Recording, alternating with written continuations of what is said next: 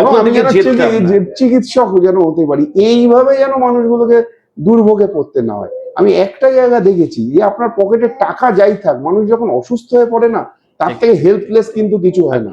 সে যত টাকার মালিকই আপনি হন, যে হাসপাতালই বা নার্সিং হোমে আপনি নিয়ে যান, সেই মুহূর্তে কিন্তু সব থেকে বেশি হেল্পলেস আমরা, মানে সেই রুগীটি থাকে এবং তার বাড়ির লোক থাকে। এই মুহূর্তটাকে মানে করার জন্য, গার্ড করার জন্য যে জায়গাটা দরকার, সেইটা সবার মধ্যে সবসময় কাজ করে না। এবং এই জেদটা থেকেই বলা যেতে পারে চিকিৎসক হওয়া। এবং আমি যখন তারপরেও যখন এই সুযোগটাও পেলাম যে আমার যে জায়গা থেকে এই এপিসোডটা সূচনা হয়েছিল সেইখানে সার্ভিস দেওয়ার, এই কারণে আমি একটা ঘন্টাও আমি নষ্ট করি না। সোম থেকে রবি, আমি রোববার দিন কোনো ছুটি নেই, আমি রোববারে হাসপাতালে পড়ে থাকি। আমি জানি প্রত্যেকটা দিন আমার কাছে মূল্যবান। আজকে যখন আমি স্টুডিওতে এসছি কথা বলার জন্য, একটি পেশেন্টকে রেফার করে দিয়েছে, আমি বলছিলাম ফিমেল মেডিসিন থেকে, পেশেন্টের খুব বমি করছে এবং পেশেন্টের একটা মানে ক্যান্সার হয়েছিল এবং তার যেটা উপসর্গ বিভিন্ন রকমের, সেগুলো অলরেডি হচ্ছে, পেটে ব্যথা হচ্ছে, তার সাথে বমি হচ্ছে এবং অন্যান্য উপসর্গ নিয়ে। এবার দেখছি একটা অ্যাম্বুলেন্সে তুলছে, এই অ্যাম্বুলেন্স এই রাস্তার মাঝখানে কোথায় যাবে, কলকাতায় এই ভিড় ঠেলে আর গিয়ে ওখানে এখনই কি মিরাকল আছে যে ওখানে গেলেই একদম সে হাঁটতে হাঁটতে বাড়ি চলে যাবে? তাহলে আমি কি করবো? আমি তাকে এখানে রেখে ম্যানেজমেন্ট করি না। বাড়ির লোককে বললাম, এই কেন নিচ্ছ কেন, এই মানে মহা দুর্ভোগে পড়বে, এখানে তো সব রকমের সিমটোমেটিক ম্যানেজমেন্টের ব্যবস্থা আছে।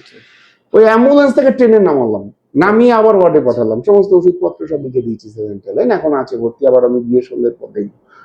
তো মানুষকে দুর্ভোগ থেকে আটকানো, এইটা আমার কাছে একটা মানে ডাক্তার হওয়ার যে একটা জার্নি, এইগুলোই আপনাকে বেশি এইটাই ছিল। মানুষ যেন মানে যতটা আমার ক্যাপাসিটিতে যেটা আছে, আমি তো সব আমার হাতে নেই, বাট আমার ক্যাপাসিটিতে, আমার নলেজে, আমার গোচরে যেটা আসবে, সেটাকে কিন্তু সঙ্গে সঙ্গে আমি কিন্তু হস্তক্ষেপ করি এবং চেষ্টা করি সব রকম দুর্ভোগ থেকে মুক্ত করার।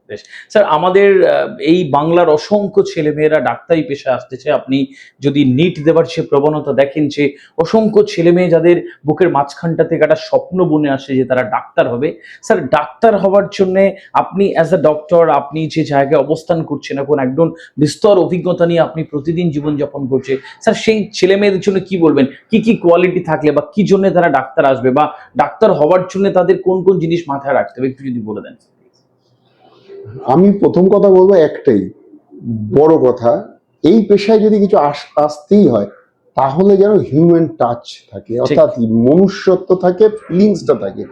আমার কাছে যে মানুষটা আসছে, আমি যা চিকিৎসা করছি, সে কিন্তু পণ্য নয়। অর্থাৎ আমি এটা যেন আমার ব্যবসার ক্ষেত্র না হয়ে দাঁড়ায়। আমি পরিষ্কার, এই সার্ভিসটা কিন্তু আর 10টা সার্ভিসের থেকে টোটালি আলাদা। এইখানে কিন্তু এইটা একদম মানে বলা হয় আমাদের এমন একটা হচ্ছে, এটা সেবা। এবং এইটা এই হিউম্যান টাচ না থাকলে পরে শুধুমাত্র যন্ত্র মানব হয়ে ভালো রেজাল্ট করে আমি এলাম, এতে কিন্তু সোসাইটির কোনো উপকার হবে না। সোসাইটির উপকার হবে তাদেরকে দিয়েই, যাদের মধ্যে সেই ফিলিংসটা থাকবে। এই ফিলিংসটা কিন্তু মানে ভীষণ রকম জরুরি। এবং আমি আমার মানে প্রত্যেকটা মানে যারা অভিভাবক, যারা এই জেনারেশন নেক্সট, এই জেনারেশন বা আগামী জেনারেশনে যে সমস্ত চিকিৎসক যারা তৈরি হবেন বা আসবেন, আমি অভিভাবকদের বলবো, আমার অন্তত তাদের ছেলে মেয়েদের এইটুকুন মানে তাদেরকে মেসেজ দিন যে তুমি শুধু নিজের জন্য বাঁচবে না, তুমি বাঁচবে সবার জন্য, সোসাইটির জন্য তুমি বাঁচবে। এইটা যদি তার মাথাতে না ঢোকানো হয়, আত্মকেন্দ্রিক আমার চিকিৎসক হয়ে কিন্তু তার কাছ থেকে সোসাইটি খুব বেশি লাভবান হবে না।